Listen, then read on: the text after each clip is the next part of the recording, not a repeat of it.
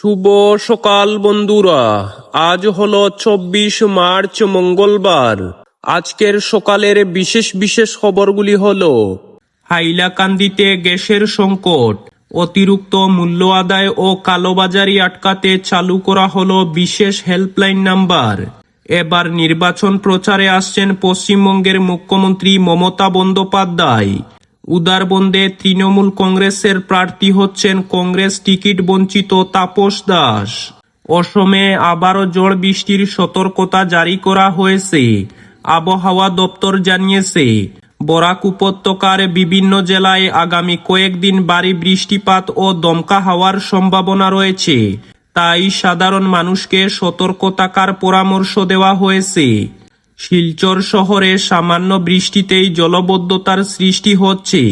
নিকাশি ব্যবস্থার দুর্বলতা এবং ড্রেন পরিষ্কার না থাকার কারণে শহরবাসীকে প্রতিদিনই ভোগান্তির মধ্যে পড়তে হচ্ছে।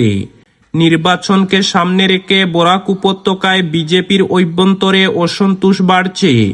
অনেক নেতাকর্মী টিকিট বন্টন নিয়ে ক্ষোভ প্রকাশ করেছেন, যা দলের জন্য নতুন চ্যালেঞ্জের তৈরি করছে।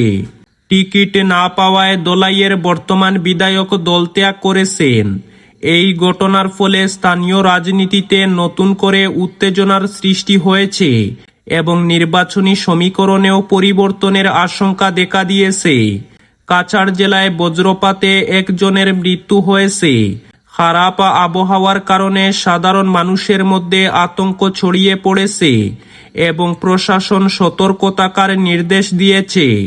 বরাক উপত্যকার বিভিন্ন গ্রামে পানীয় জলের তীব্র সংকট। দীর্ঘদিন ধরে সমস্যার সমাধান না হওয়ায় স্থানীয় বাসিন্দারা ক্ষোভ প্রকাশ করেছেন এবং কিছু এলাকায় বুট বয়কটের হুঁশিয়ারিও দেওয়া হয়েছে। শিলচর গৌহাটি এক্সপ্রেস প্রকল্পের কাজ দ্রুত গতিতে এগোচ্ছে। এই সড়ক নির্মাণ সম্পূর্ণ হলে বরাক উপত্যকা থেকে গৌহাটি যাতায়াতের সময় অনেকটাই কমে যাবে বলে আশা করা হচ্ছে।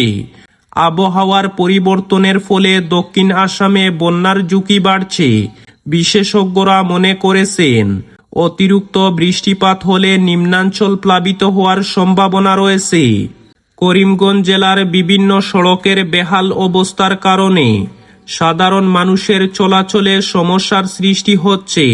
দ্রুত সংস্কারের দাবি জানিয়েছেন স্থানীয় বাসিন্দারা।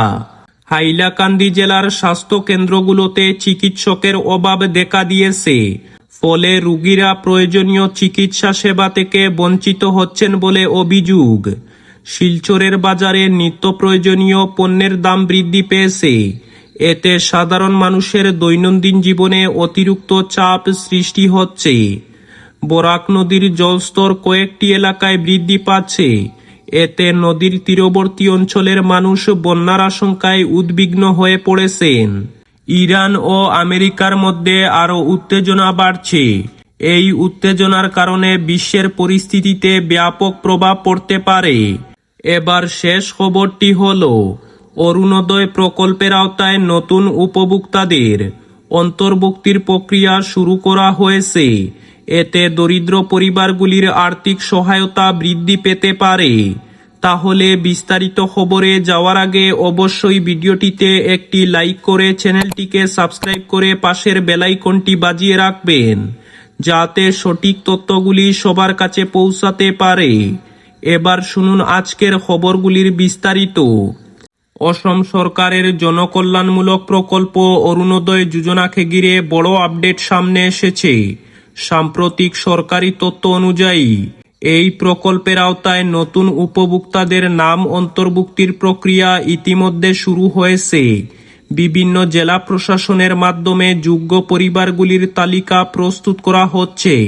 বিশেষ করে গ্রামীণ এলাকা এবং অর্থনৈতিকভাবে দুর্বল পরিবারগুলিকে অগ্রাধিকার দিয়ে চিহ্নিত করা হচ্ছে, যাতে তারা নিয়মিতভাবে এই আর্থিক সহায়তা পেতে পারেন। সরকারি নির্দেশিকা অনুযায়ী এই প্রকল্পের সুবিধা মূলত সেই সব পরিবার পাবে যারা অর্থনৈতিকভাবে পিছিয়ে রয়েছে। এক্ষেত্রে পরিবারের মহিলা সদস্যর নামে ব্যাংক অ্যাকাউন্ট থাকা বাধ্যতামূলক, কারণ এই প্রকল্পের টাকা সরাসরি ব্যাংক অ্যাকাউন্টে পাঠানো হয়ে থাকে। এই পুরো প্রক্রিয়ায় স্বচ্ছতা বজায় রাখতে স্থানীয় প্রশাসন এবং সংশ্লিষ্ট দপ্তরগুলিকে সক্রিয়ভাবে কাজ করার নির্দেশ দেওয়া হয়েছে। বিশেষ করে যোগ্য উপভোক্তাদের সঠিকভাবে চিহ্নিত করে দ্রুত তালিকাভুক্ত করার উপর জোর দেওয়া হচ্ছে বলে জানা গেছে। পরবর্তী খবরটি হল, বরাক উপত্যকার বিভিন্ন গ্রামে বর্তমানে পানীয় জলের তীব্র সমস্যা দেখা দিয়েছে। স্থানীয় বাসিন্দাদের অভিযোগ, বহু জায়গায় নিয়মিত পরিষ্কার পানীয় জল পাওয়া যাচ্ছে না। গ্রামের মানুষকে অনেক দূর থেকে পানীয় জল সংগ্রহ করতে হচ্ছে, ফলে দৈনন্দিন জীবনে ভোগান্তি আরও বাড়তেছে। বিশেষ করে মহিলাদের এই সমস্যার মুখোমুখি হতে হচ্ছে সবচেয়ে বেশি। স্থানীয় সূত্রে জানা গেছে, অনেক জায়গায় নলকূপ ও জল সরবরাহ ব্যবস্থা দীর্ঘদিন ধরে ঠিকমতো রক্ষণাবেক্ষণ করা হয়নি। কোথাও আবার পানীয় উৎস শুকিয়ে যাওয়ার কারণে এই সমস্যার তৈরি হয়েছে। এছাড়াও গরমের সময় পানির চাহিদা বেড়ে যাওয়ায় পরিস্থিতি আরও জটিল হয়ে উঠেছে। এই সমস্যার কারণে অনেক এলাকায় মানুষের মধ্যে অসন্তোষ বাড়ছে।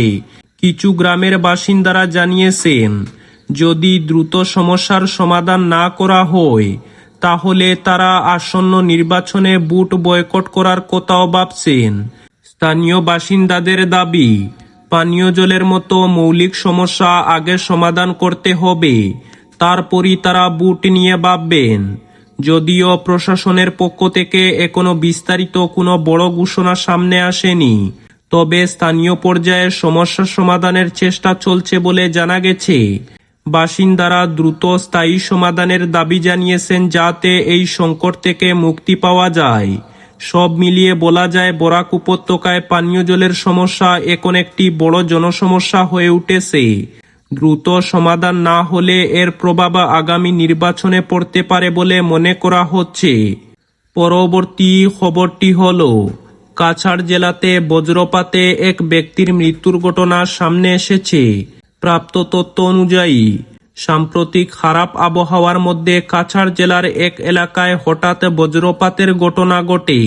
সেই সময় একজন ব্যক্তি খোলা জায়গায় থাকায় বজ্রপাতে গুরুতরভাবে আহত হন। স্থানীয়রা দ্রুত তাকে উদ্ধার করে নিকটবর্তী স্বাস্থ্যকেন্দ্রে নিয়ে গেলে চিকিৎসকরা তাকে মৃত বলে ঘোষণা করেন। এই ঘটনায় এলাকায় শোকের পরিবেশ তৈরি হয়েছে। গত কয়েকদিন ধরে আসামের বিভিন্ন জেলায় আবহাওয়া খারাপ রয়েছে। বৃষ্টি, দমকা হাওয়া এবং বজ্রপাতের আশঙ্কা আগেই জানিয়েছিল আবহাওয়া দপ্তর। বিশেষ করে বরাক উপত্যকাতে এই ধরনের আবহাওয়ার প্রভাব বেশি দেখা যাচ্ছে বলে জানা গেছে। এই ঘটনার পর প্রশাসনের পক্ষ থেকে সতর্কতা থাকার নির্দেশ দেওয়া হয়েছে। খোলা মাঠে না থাকা, বজ্রপাতের সময় গাছের নিচে আশ্রয় না নেওয়া এবং নিরাপদ জায়গায় থাকার পরামর্শ দেওয়া হয়েছে। এছাড়াও প্রয়োজন ছাড়া বাইরে বের না হওয়ার জন্য অনুরোধ জানানো হয়েছে। পরবর্তী খবরটি হল, জেলায় চলমান রান্নার গ্যাসের সংকটের প্রেক্ষিতে গুরুত্বপূর্ণ উদ্যোগ গ্রহণ করেছে হাইলাকান্দি জেলা প্রশাসন। সাধারণত এলপিজি গ্রাহকদের সমস্যা দ্রুত সমাধানের লক্ষ্যে জেলা প্রশাসনের পক্ষ থেকে জরুরি যোগাযোগের জন্য হেল্পলাইন নম্বর চালু করা হয়েছে। জেলা প্রশাসনের জারি করা নির্দেশে জানানো হয়েছে যে, গ্যাস সরবরাহ সংক্রান্ত যে কোনো অভিযোগ, সমস্যা বা জরুরি পরিস্থিতিতে সরাসরি জেলা জরুরি কার্যক্রম কেন্দ্রের সঙ্গে যোগাযোগ করা যাবে। এজন্য দুটি হেল্পলাইন নম্বর দেওয়া হয়েছে, সেগুলো স্ক্রিনে দেওয়া হলো।